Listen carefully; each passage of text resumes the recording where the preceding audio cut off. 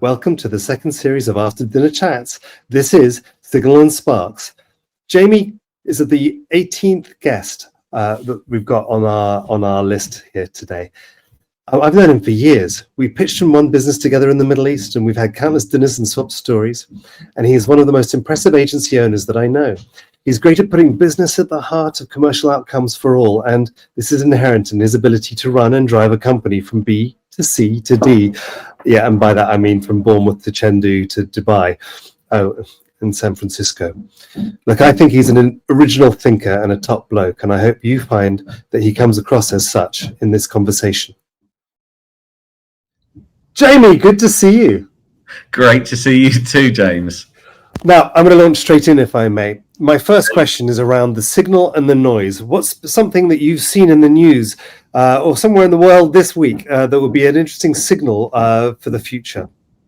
I'm going to focus this on China and a recent trip and daily conversations with them, and focus it mostly on AI and their vision for AI over the US's vision, and where the US is trying to create behemoth AI, and China is creating bespoke AI.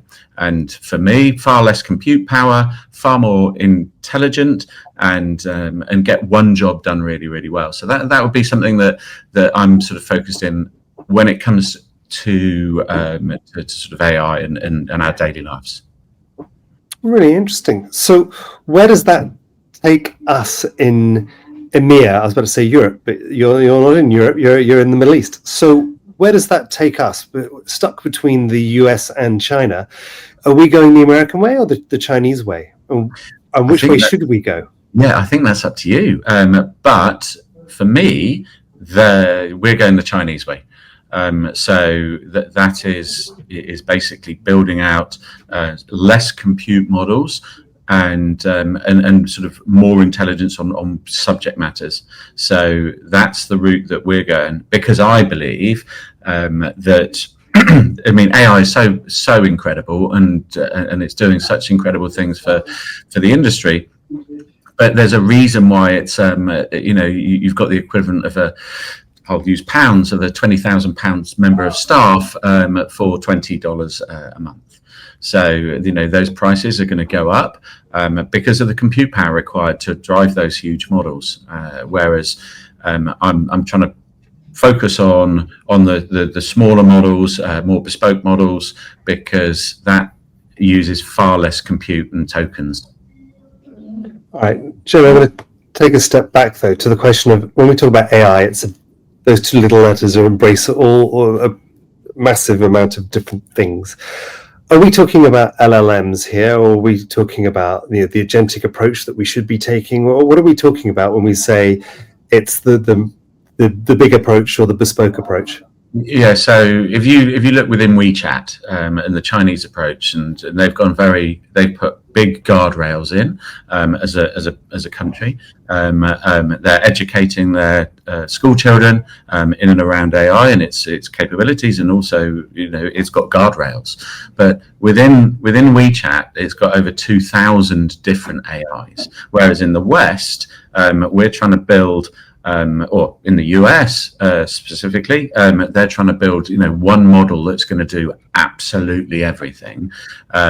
Whereas in China, they're building models that are that are doing one thing really, really well and far less compute power.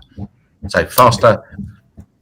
Isn't that what we're doing with different agents, having the multi-agent approach, where we have lots of different agents that then do each thing? So within WPP Open, you will have an agent that does one thing and another agent that does another thing and another agent that does another thing, and then we work out then how we can put those agents to work together as a team to go forwards. Is that a same sort of thing?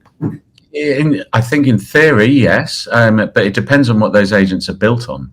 So the sort of the Chinese route tends to be sort of more bespoke around a particular function or a particular desired outcome, whereas I'm imagining that you're building on top of a US engine.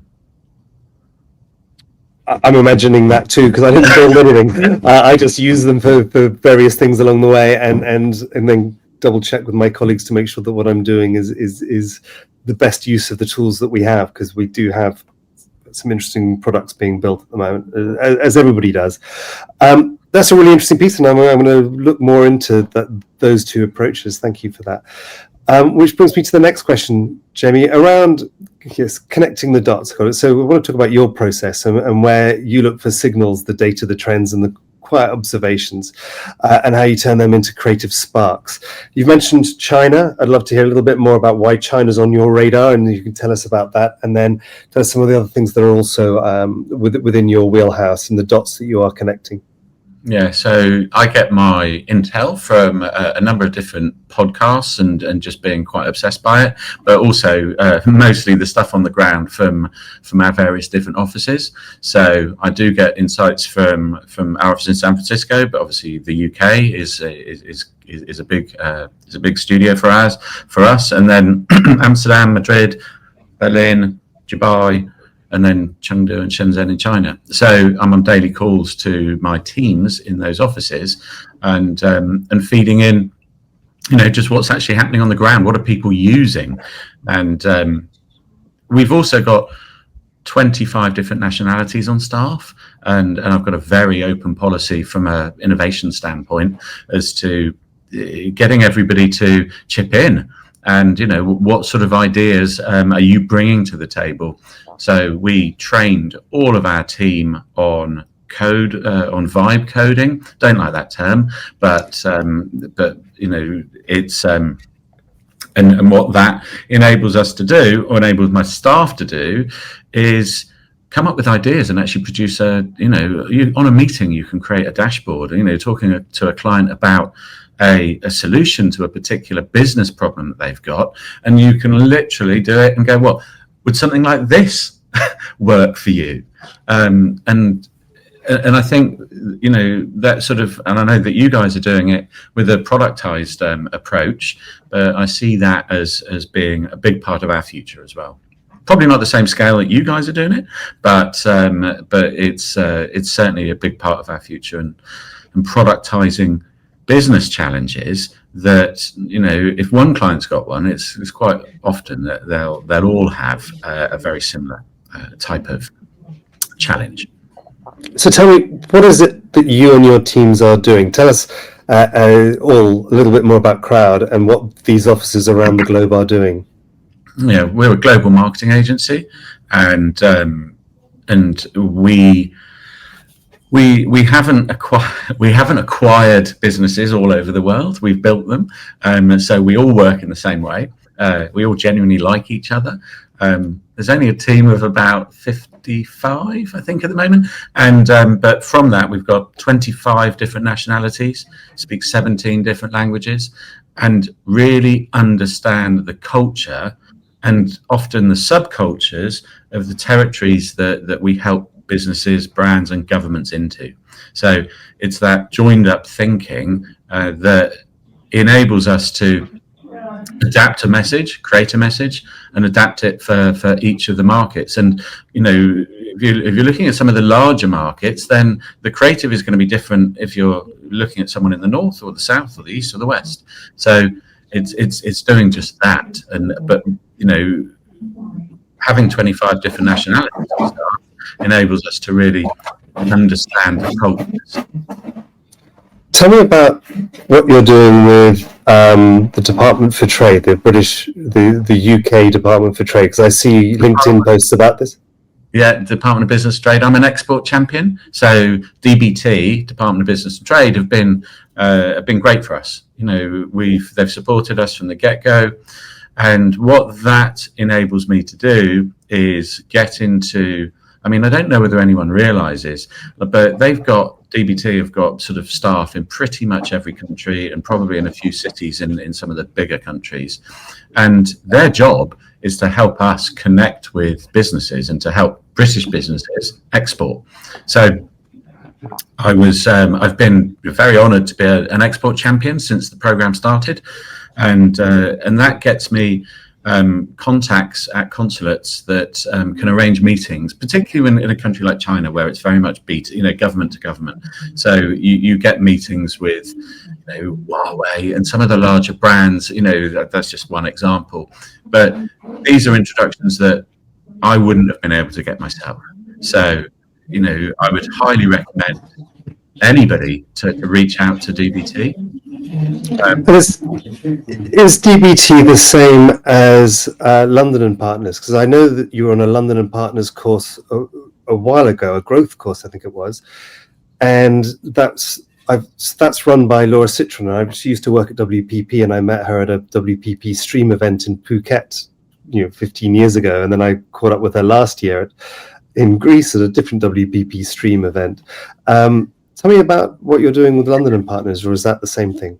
London and Partners is when DBT sort of were maybe too focused on London as the capital, sort of the levelling up. So DBT supports businesses all over the country, and London and Partners support businesses that are based in London specifically. So I'm very excited to be over at their growth retreat next week in London, actually in Windsor, and been accepted on another one of their cohorts. But yeah, that particular trip was outstanding, because not only do you go and travel, in this case we went to Hong Kong, Shenzhen, Shanghai, and arrange meetings in each of those locations, but the really cool thing is I'm still in contact with these other like-minded people, other agency owners, or people that are looking to branch into these markets. So there's some really good contacts just within the cohort, and that would be the group of people that are on the trip. So really interesting. Now I'm going to jump on to the next section, which is the high five section. So this is a quick round of questions to finish up with. First up, I'd like to ask, who's your hero? James Bond.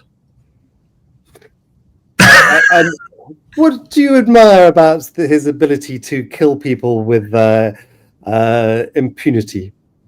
What I admire about James Bond, I think it's just something growing up, and I've been very lucky to travel and live all over the world, and I've always just thought it was super cool, to be honest. So and I think Daniel Craig did a fantastic job of that character. I'm slightly concerned about it's now owned by Amazon, I think, isn't it, or Disney, one of the two, Amazon. So I'm intrigued as to the next the next chapters of that book, but yeah. Well, maybe the next one will look like you and me with the grey beard and the glasses and less hair than some of the previous Bonds. Your best decision to date?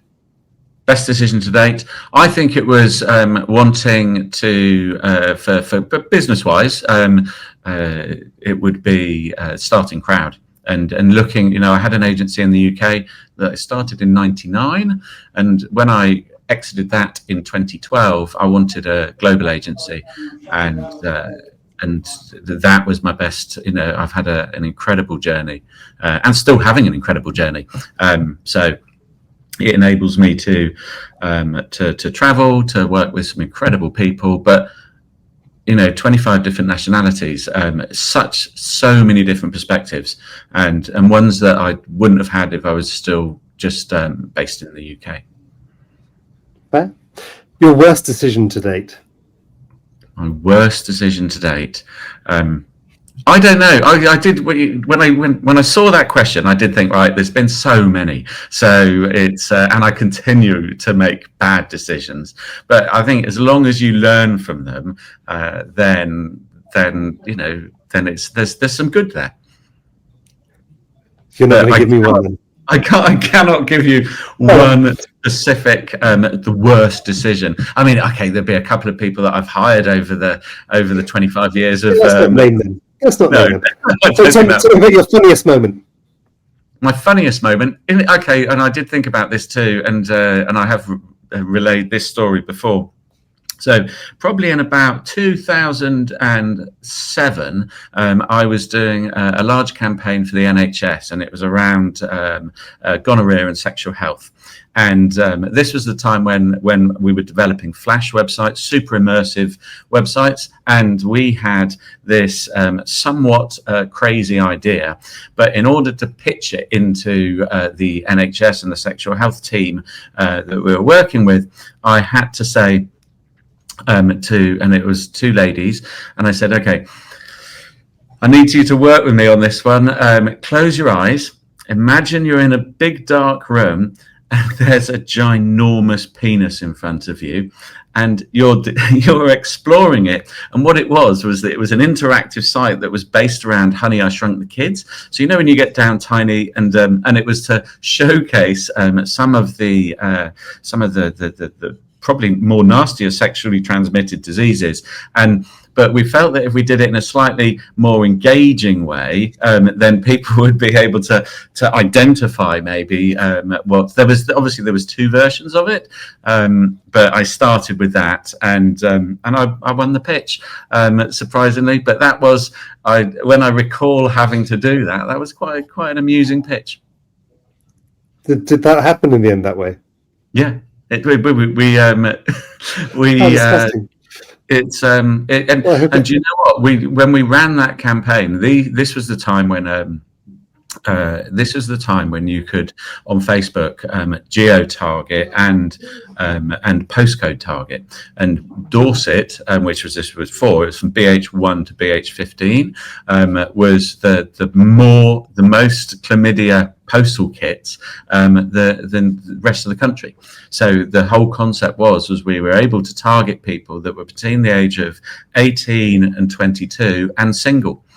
And obviously that's a demographic that was experiencing challenges with chlamydia. So it was, we absolutely smashed all the records. There's a case study. There's a case study for you. Next question, a bright spark. I'm going to ask you to recommend one more person for me to speak to, and of course, to speak to somebody on this, they have to have been to a dinner. So maybe you'll be suggesting that I invite somebody to one of the dinner parties. I'm going to suggest that you invite Matthew Horobin. And the reason for that is not only is he an incredible strategist, good guy, but he introduced me to you. I'd be delighted to catch up with Matt again. Good, I'll reach out to him and see when he's in town next. Jamie, thank you so much for this. It's been fun catching up. James, brilliant. Thank you. In the twilight, we gather around the table, stories to share, ideas unstable with signals bright. Through data